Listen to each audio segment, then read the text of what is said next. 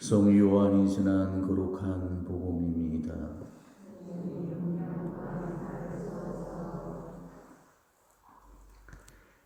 요한복음 2장 1절에서 12절의 말씀이 되겠습니다. 사흘째 되는 날 갈릴레아 가나에서 혼인잔치가 있었는데 예수님의 어머니도 거기에 계셨다.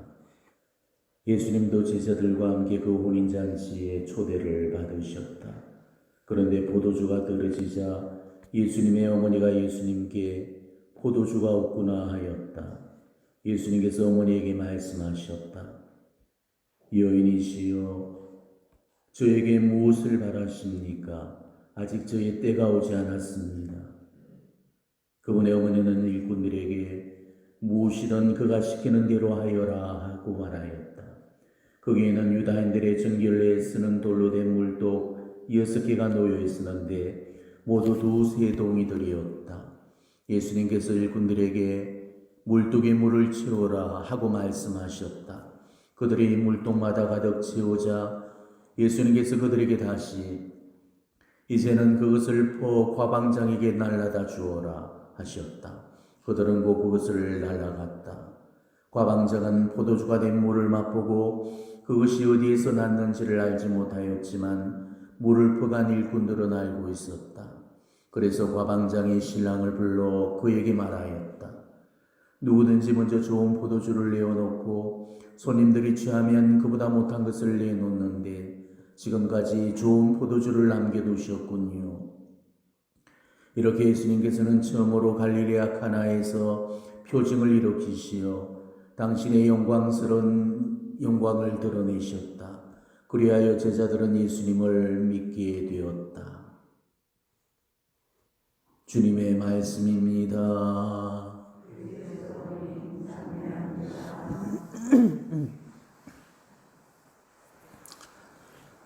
2월 첫 토요일 성모신식 미사를 맡고 있습니다. 오늘은 제가 주님의 공생의 계시를 알리는 첫 번째 사건인 가나의 혼인잔치 이야기를 다루고 싶어서 이 복음을 한번 골라봤어요. 왜냐하면 이 가나의 혼인잔치 기적은 정말 구세사적으로 너무나도 중요한 의미를 띠고 있기 때문입니다. 우리가 이 복음을 그냥 예수님께서 일으키신 기적의 이야기 중에 그냥 한 가지로만 그렇게 생각을 해버려서는 결코 안 됩니다. 그렇게 간단하게 치부하고 생각할 만큼 가벼운 이야기가 아니기 때문이죠. 우리가 이 복음을 정말 깊이 묵상하면 묵상할수록 성모님의 이 중재자적인 위치가 고스란히 드러나고 있습니다. 사실 성모 마리아에 관련된 그런 복음의 기사들이 몇 대목이 되지 않잖아요. 그렇기 때문에 우리는 성모님이 얼마나 구세사적으로 비중 있는 인물인지를 복음을 통해서는 제대로 간파할 수가 없습니다. 하지만 이 복음만큼은 성모님의 중재자적인 위치가 극명하게 드러나고 있기 때문이죠. 성 요한 바오로 2세 교황님께서는 떠나시기 전에 너무나도 존귀하고 아름다운 그런 선물을 우리 교회에 남겨놓고 가셨습니다. 그건 바로 묵주기도 속에 빠져 있었던 예수님 공생의 5가지 신비들, 그 빛의 신비 속에 그것을 담아서 우리에게 선물해 주셨다는 점이죠. 지금까지 우리 교회는 로사리오 기도를 환희, 고통, 영광의 신비 속에 예수님 구원 행적의 가장 중요한 공생의 신비가 빠져 있다는 사실도 모른 채로 그동안 바쳐오고 있었죠. 그는 마치 안고 없는 찐빵과도 같고 오아시스 없는 사막과도 같았습니다. 묵주기도가 예수님 구원의 업적을 성모님과 함께 성모님의 눈으로 따라 걸으면서 묵상하는 묵상법인데 그 안에 가장 중요한 공생애가 쏙 빠져버렸던 거죠. 저도 묵주기도를 바쳐오는 동안에 늘 궁금했던 점이 이거였습니다. 왜 예수님 공생의 그 중요한 행적들을 이 묵주기도는 그것을 담아내고 있지 못할까? 왜 그것을 묵상하는 신비가 없는 걸까? 늘 그것이 의문이었는데 바로 교황성하께서 그거를 찾아내어서 교회에 돌려주시고 가셨던 거죠. 저는 빛의 신비가 선보되었을 때 개인적으로 얼마나 기뻤는지 모릅니다. 이 빛의 신비 속에 묵주기도 속에 이 빛의 신비가 삽입됨으로써 우리는 지금 이렇게 완전한 묵주기도를 가질 수 있게 되었던 거죠. 이제 우리는 구원의 신비를 어느 한 가지도 빠뜨림없이 완벽하게 묵상할 수가 있는 것입니다. 그런데 이 빛의 신비 속에는 공생애의 가장 중요한 5가지 신비를 다루고 있어요. 그런데 이 빛의 신비 속에서 두 번째 사건으로 가나의 기적을 묵상하고 있습니다. 빛의 신비 제2단은 예수님께서 가나에서 첫 번째 기적을 행하심을 묵상합시다 이렇게 되어 있죠. 자, 하고 많은 기적들 중에 왜 하필이면은 가나의 사건을 이 빛의 신비 속에 포함을 시켰을까? 왜 하필이면 그 사건을 비중이 뒀을까? 이건 바로 정말 의미심장한 한 가지의 사실을 우리에게 일러주고 있는 거예요. 세상과 교회에서 우리 성모님이 가지시는 구원의 절대적인 중재 역할을 선포하고 있는 것입니다. 저는 개인적으로 이 카나의 혼인잔치 복음을 마리아의 복음이라고 그렇게 표현을 하고 싶어요. 가나의 혼인잔치 이야기가 구원 역사에 있어서 성모님의 역할에 관해서 가장 명확한 해답을 주고 있기 때문에 그런 겁니다. 정말 이 가나의 혼인잔치 이야기만큼 성모님의 중재자적인 위치를 가장 잘 표현해주고 있는 대목도 없습니다. 성서 어디를 보더라도 성모님의 활약이 이만큼 제대로 나타난 곳이 없죠. 오늘 이 대목은 정말 성모님의 그 활약상이 눈부시게 표현이 되고 있습니다. 특히 성모님의 중재자로서의 그 구원 역할에 관해서 우리에게 분명하게 제시를 해주고 있습니다. 오늘 성모님은 예수님과 함께 가나의 혼인잔치에 초대를 받아 가셨습니다. 손님으로 가셨으니까 손님과 함께 잔치상에 앉아서 주는 음식만 받으면 되지만은 이 성실하고 친절한 동정녀께서는 성품적으로 그러지를 못하셨죠. 하느님의 아드님을 수태하시고 나서도 사촌언니 엘리사벳의 출산을 돕기 위해서 그 먼 길을 달려가셨음을 기억한다면 오늘 이 상황도 충분히 이해를 하실 수가 있을 거예요. 하느님이시오 사람이신 그리스도의 신하는 그 예수 그리스도의 생애를 계시로 담아놓은 이 책을 보면은 오늘 이 장면이 묘사가 되고 있습니다. 이때 성모님은 그 돛을 벗으시고 손수 식탁을 꾸리는 그 일을 도우시고 끝까지 잔치집에 아주 작은 그런 일들을 섬세하게 거들어 주시는 그런 대목이 나오죠. 왔다 갔다 분주하게 오가면서 식탁도 정리하고 꽃장식도 가로 세우고 그릇들을 보기 좋게 가다듬고 등잔에 기름을 넉넉히 담는 등 섬세하게 보살폈습니다. 그런데 그러던 중에 성모님은 하인들이 주방장과 무슨 말을 주고받으면서 주방장이 난감해 하시는 것을 보고 무슨 은찬한 일이 벌어지고 있다는 사실을 금세 알아채 버리시죠. 그건 바로 잔치집에 술이 떨어져 버렸던 겁니다. 자, 잔치집에는 허레히 술이 남아도는 게 통례입니다. 근데 오늘 가나의 혼인집은 의외로 술이 동인하는 해프닝이 벌어지고 말았던 겁니다. 그것도 파장 분위기도 아니었고 한껏 치용이 오른 그 마당에 술이 동인해 버렸던 거죠. 자, 예나 지금이나 잔치집에 술이 떨어진다는 것은 이거는 있을 수 없는 일이에요. 특히나 유대사회에서는 이 포도주는 아주 귀한 적대 음식이었습니다. 혼인잔치에서 이 축하연의 필수 품목이 바로 포도주였거든. 때문에 잔치 중에 이 포도주가 동인하면은 신랑은 손님들에게 대단히 큰 결례를 범하게 되는 겁니다.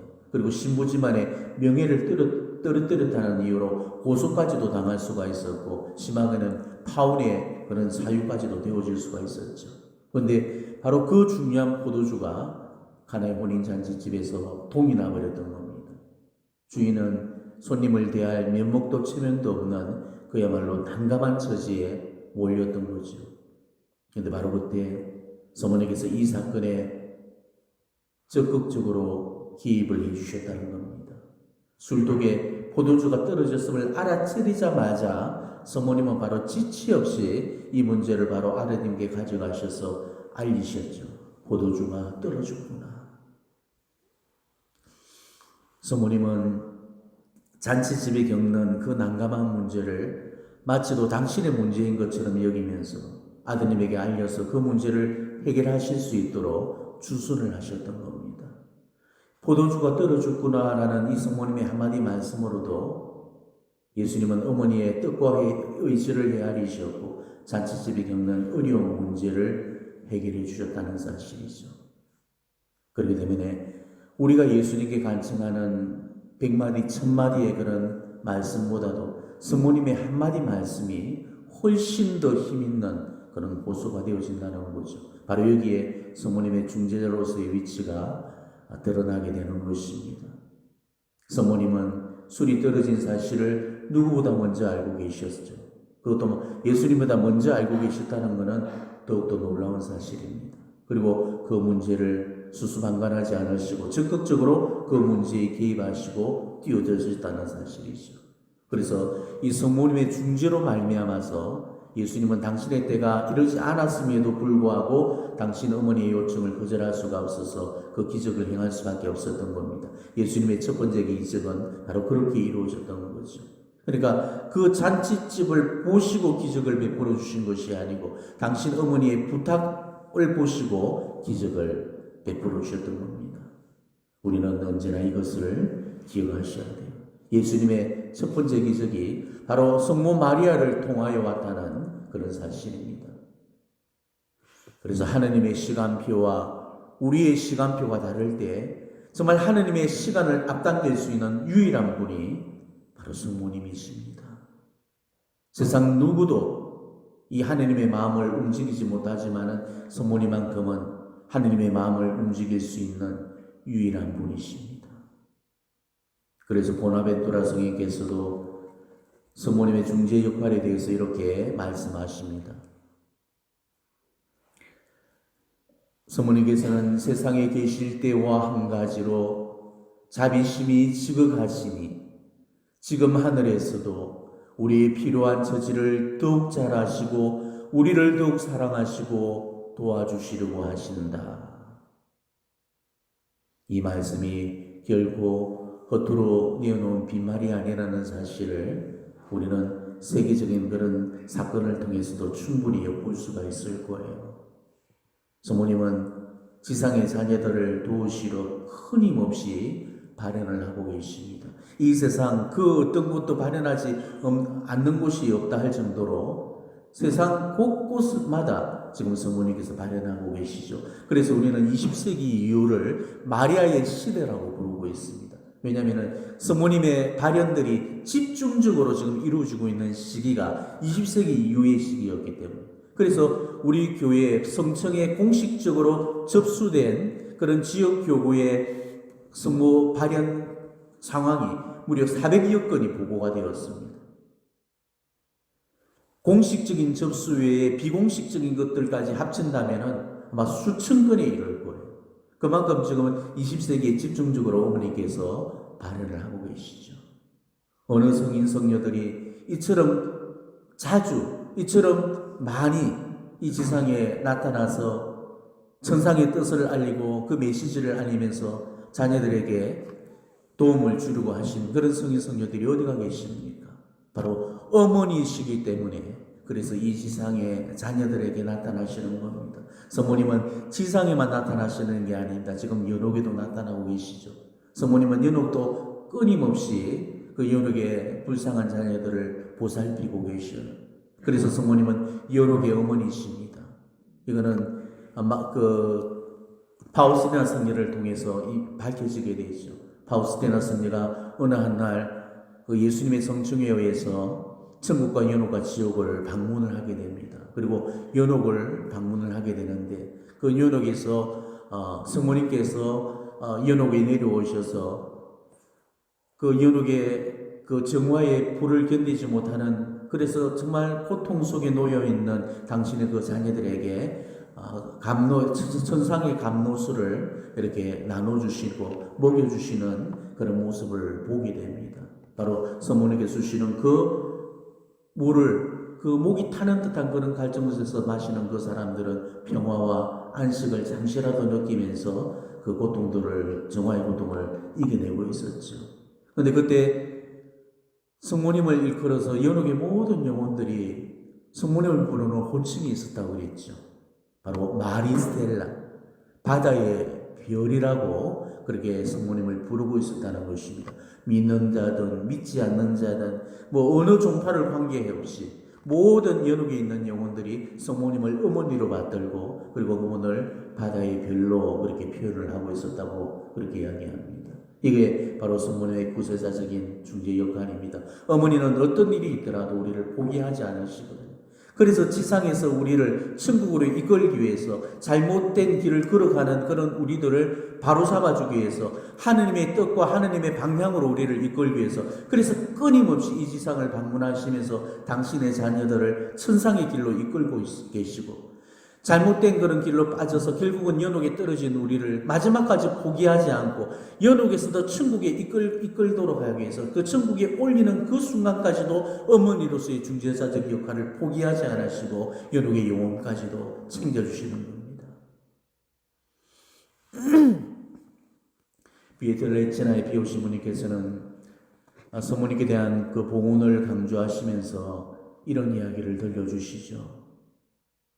어느 날 베드로 성인이 자신이 맡고 있던 그 천국 열쇠를 돌려드릴 작정으로 예수님을 찾아왔습니다. 그러고는 근심에 쌓인 얼굴로 예수님께 말씀을 드리죠. 주님, 이제는 이 열쇠가 필요가 없어졌습니다. 이제 더 이상 제 임무를 수행할 수가 없습니다. 바로 이 소리를 듣고 예수님께서 깜짝 놀라시며 말씀하셨죠. 아니 베드로야, 너는 지금까지 일을 아주 잘해왔는데 나한테 천국의 열쇠를 돌려주겠다니 무슨 말이냐? 그때 베드로 성인이 아주 크게 낙담하면서 이렇게 말을 했다고 합니다. 이 열쇠는 이제 아무 쓸모가 없게 되었습니다. 제가 자격이 안 되는 사람들이 천국으로 들어오지 못하도록 문을 잠글 때마다 성모님이 그런 사람들을 다 창문으로 들여보내주고 계십니다. 그렇게 이야기를 했다고 그래요. 다소 황당무계한 그런 우스갯소리로 들리겠지만은 이거는 틀림없는 진실입니다. 이게 바로 성모님이 가지고 계시는 중재권이고 성모님만이 누릴 수 있는 특권이라는 거죠. 예수 순환 15기도의 주인공인 비르지다 성녀께서는 탈원 중에 예수님께서 당신의 어머니께 말씀하시는 그 소리를 듣게 되었죠. 예수님께서 성모님께 이렇게 말씀을 하셨다고 합니다. 어머니시여, 원하시는 것은 무엇이든 내게 말씀해 주십시오. 다 들어드리겠습니다. 예전에 세상에서 어머니는 무엇이나 제가 해달라는 대로 다 해주셨으니 지금 천국에서는 어머니의 요청이라면 무엇이든 다 들어드리도록 하겠습니다. 이렇게 얘기를 하셨다는 거죠. 자, 이 말씀은 오늘 복음만 보더라도 거짓된 말씀이 아니라는 사실을 입증하고 있죠. 자, 겸손하신 동정녀께서는 무엇이든 그가 시키는 대로 하여라 하시면서 일평생을 예수님께서 원하시는 것들을 다 들어주셨습니다. 그렇기 때문에 천국에서 성모님의 청을 다 들어주실 거라는 이 말씀은 결국 호황된 거짓이 아니라는 거죠. 성모님이 청하시는 것이면 예수님은 절대 거절하지 않으십니다. 아니 절대 거절하지를 못하시는 거죠. 예수님은 지상에 계실 때에도 언제나 성모님께 순종하는 그런 아들이셨습니다. 어떤 이들은 예수님께서 성모님을 지극히 하대하셨다고 그러죠. 주로 개신교에서 그런 주장을 지금 많이 내어놓고 있습니다. 성모님은 단순히 예수님이 이 세상에 오시도록 잠시 태를 빌려주신 것 뿐이라면서, 그렇기 때문에 예수님도 성모님을 한 번도 어머니라고 부르지를 않았고 연희라고 불렀다고 그렇게 주장을 하고 있습니다. 또 어머니가 찾아오셨다는 그 말에 누가 내 어머니냐라고 반문하실 만큼 어머니를 무시하셨다고 주장을 하죠. 그리고 가나의 혼인잔치에서도 성모님은 오지랖 넓게 이 남의 문제에 끼어들었다가 연이여 저에게 무엇을 바라십니까? 아직 저의 때가 오지 않았습니다 라면서 예수님께 핀잔을 받았다는 거예요. 복음에 나와 있는 그 몇몇 이야기들에서 이런 유추를 해낸 거죠. 그렇지만은 정말 뭘 몰라도 한참을 모르는 사람들이 떠들어대는 그런 빈말이고 소리입니다. 우리 예수님이야말로 효자 중에 효자셨습니다. 예수님은 어머니께 기쁨을 드리는 아들이셨고 그야말로 효성스러운 그런 자녀셨습니다. 그들 말대로 과연 가나의 혼인잔치에서 예수님께서 당신 때를 앞당긴다며 성모님께 그렇게 핀잔을 하셨을까? 바로 하나님이시여 사람이신 그리스도의 씨라는 그 책에서 이 대목의 환시를 이렇게 밝혀주고 있습니다. 여인이시여 저에게 무엇을 바라십니까? 아직 저의 때가 오지 않았습니다. 예수님께서는 바로 이 말씀을 하시면서 한층 더 상냥하게 미소하시고 마리아도 미소를 지으셨다. 두 분은 다른 사람은 아무도 알지 못하는 그들만의 즐거운 비밀이 있는 듯 어떤 진실을 알고 있는 사람들과 같았다. 그러니까 우리가 이 대목에서 알 수 있듯이 성모님과 예수님은 서로의 마음을 읽으면서 미소로서 그 화답을 주고받았다는 거죠. 아직 저의 때가 오지 않았습니다 라는 그런 말은 성모님께 건넨 그런 농담으로서 이미 성모님도 그것을 알고 계시고 예수님도 그것을 다 알고 계시면서 서로 알고 계시더라는 그런 온화한 그런 미소 띈 그런 응답을 하셨다는 거죠. 그러니까 예수님은 어머니가 시키시는 일이라면은 단 한 번도 거절하시거나 불복하셨던 일이 없으셨습니다. 언제나 어머니 말씀에 순종을 하셨죠. 오늘 이 가나의 첫 번째 기적 이야기가 바로 그 예표가 되고 증거가 되어지는 겁니다. 예수님은 어머니에게 아무것도 거절하지를 않으셨고 어머니의 부탁 앞에 당신 은총의 시기까지 앞당기셨습니다. 당신의 그 귀중한 첫 번째 기적이 물을 술로 만드는 이런 하찮은 일에 쓰일 줄을 누가 알았겠습니까? 그것도 자취집을 위해서가 아니고 당신의 어머니를 보시고 그런 기적을 베풀어 주셨던 거죠. 예수님은 그만큼 성모님을 사랑하시고 성모님 뜻이라면은 거절을 하지 못하시는 겁니다. 성모님도 예수님이 당신을 얼마나 사랑하시는가를 너무 잘 알고 계십니다. 프랑스의 펠부아생에 성모님께서 발현을 하시게 되죠. 근데 그 발현 증인인 에스텔 파게트에게 성모님이 어느 한 날 이런 말씀을 하십니다. 어느 날 에스텔 파게트가 성모님 손에서 빗방울이 뚝뚝 떨어지는 것을 보게 됩니다.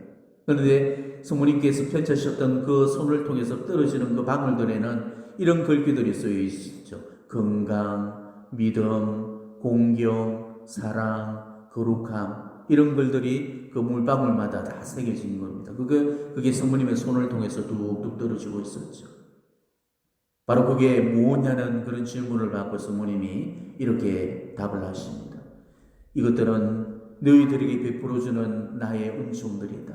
바로 이 은총들은 나의 아들로부터 홀로 나오는 것이다. 나는 이 은총들을 그의 성심으로부터 얻어내고 있다.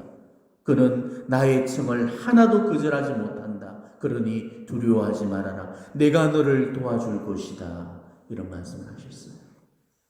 이처럼 예수님은 당신 어머니의 부탁 앞에서는 아무것도 거절하지를 않으십니다. 때문에 성모님은 당신 아들의 그 성심으로부터 그 필요한 은총들을 받아내어서 정말 우리가 요구하는 대로 우리에게 나눠주실 수 있는 그런 분이시라는 거죠.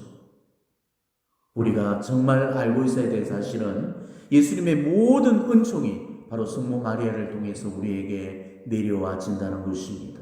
그래서 베르나르도 성인께서도 말씀하시기를 하느님께서 사람에게 은혜를 주실 때면은 반드시 마리아의 손을 그치신다 이렇게 말씀을 하셨습니다. 원래 그 은총은 누가 보유하고 있는 선물이죠? 은총은 누가 가지고 있어요? 성부 하느님만이 가지시는 선물입니다. 성자 예수 그리스도께서도 가지시지 못하는 오로지 성부 하느님께만 가지시는 그 은총을 예수님께서 저 십자가의 공로를 통해서 성부 하나님께로부터 얻으셔서 그것을 성령을 통해서 우리에게 나눠주시는데 그 성령께서는 바로 마리아에게 그 은총을 주셔서 마리아의 손을 거쳐서 모든 은총이 배분되어질 수 있도록 그렇게 만드셨다는 거죠. 그래서 오상의 비오시부님께서도 이런 말씀을 하십니다. 예수님은 복되신 동정 마리아를 통해서만 우리에게 오십니다. 그러면서 성모님과 예수님의 관계를 이렇게 표현을 했습니다. 예수님은 생명수이시고 그 물은 관을 통해서 흐르는데 바로 그 관이 성모님이십니다. 정말 적절한 비유가 아닐 수가 없죠. 자, 수돗물을 받기 위해서는 반드시 수도관을 거쳐야 되듯이 예수님의 은총도 성모님을 거쳐서 우리에게 전달되어지는 겁니다. 파티마 바렌의 막내였던 히아친타가 루치아 언니에게 마지막 유언으로 남겼던 그 말씀이 이 사실을 뒷받침해 주고 있어요. 히아친타는 루치아 언니에게 이런 비밀 쓰는 이야기를 털어놓게 되죠. 언니, 예수님은 당신의 모든 은총을 마리아의 티 없으신 성심을 통해 우리에게 주신다고 하셨어. 때문에 사람들은 그들의 청을 성모님께 기도해야 돼. 이렇게 이야기를 합니다. 예수님은 당신의 모든 은총들을 마리아의 티 없으신 성심을 통해서 우리에게 주신다고 하셨어.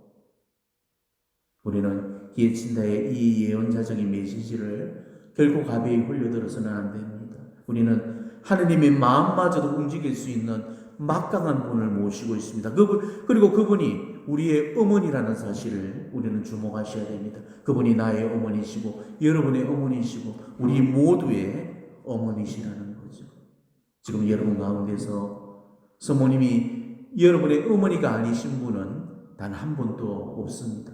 예외 없이 이유례 없이 그분은 우리 모두의 어머니셔요.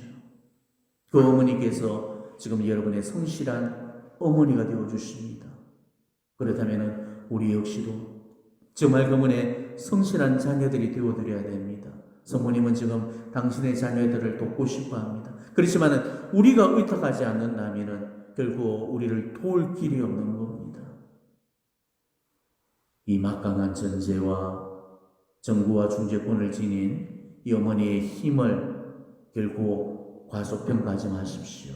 정말 믿고 맡기는 그 사람은 성모님께로부터 반드시 그 중재력을 받을 수 있을 겁니다. 오늘 그 어머니를 나의 어머니로 고백을 하면서 이번 한 달도 그 어머니를 모시고 그 어머니와 함께 열심히 살아나가시는 그런 한 달이 되시기를 진심으로 축원합니다. 아멘.